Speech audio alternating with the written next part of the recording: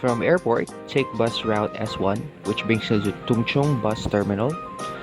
And then from there, you can actually take a bus, route 23 from Tung Chung bus terminal to Ngongping. You can also take a blue Lantau taxi from the airport to Ngongping public transport interchange. It's about 5 minutes walk from the Big Buddha. Meeting the statue means climbing an impressive flight of almost 250 steps. You don't have to worry, you can take some rest on your way up. While seeing the statue up close, you also have the privilege to gaze at the wonderful vistas over much of Lantau from the edges of the platform on which it stands. When you lock in with each other like that, then we will The beauty of the close, Buddha you and have surrounding eye contact with monastery each other, is well and worth you the trek. hear each other. And that's the way you just lock into it. If you're headed back to the city, jump back on the MRT. Or if you're going to the airport, you can take a cab. Or I opted for the bus just because I had the time and it was cheaper. It's about a 10-minute car ride or a 25-minute bus ride to the airport. Don't be too worried about how much you put in your octopus card. You always get the remaining balance back when you return the card to MTR when you leave Hong Kong. I recommend you put a bit more in it, as octopus payment is convenient in supermarkets, 7-Eleven stores, shops, and local transportation stations.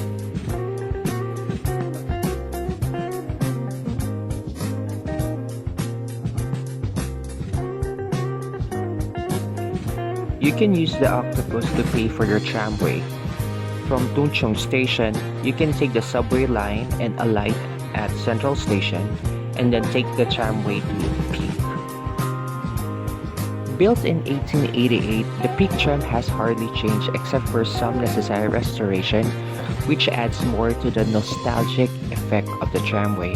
There are two main stations of the Peak tram line, the Garden Road lower terminus in Central and the upper terminus at the Peak.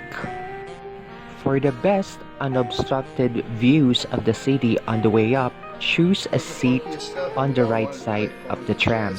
Another alternative is to stand at the back of the tram and enjoy the view out of the back of the clear glass windows. As one of Hong Kong's most iconic experiences, it's a given that it's a popular spot amongst tourists and locals alike. Hence, it's common to see very long queues forming a station to get on the Peak tram, especially on clear days. Don't be surprised to find a queue snaking its way out of the building, up and around the corner, and sometimes even across the street.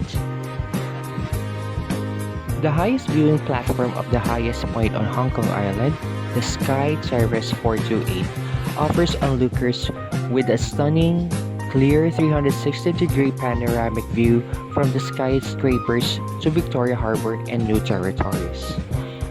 Located on the top floor of Peak Tower, it's conveniently several levels above the upper Peak tram station. Although there is an extra charge to get to the Sky Terrace 428, if you can purchase the Fast Track combo, just like what I did, you can enjoy some of the savings.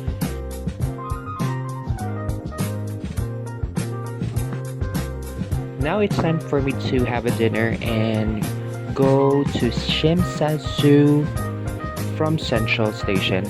The ride is very cheap and the price ranges from 2 to 3 Hong Kong dollars depending when you sit on the lower upper deck and whether if you go to Central or another port.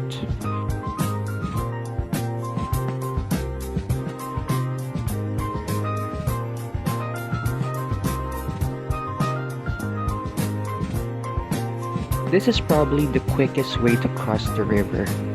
It's not only affordable but fast. As a tourist, you don't have to do this, but the views are very nice from it. We had to get back to Kowloon, so it made sense to use the ferry.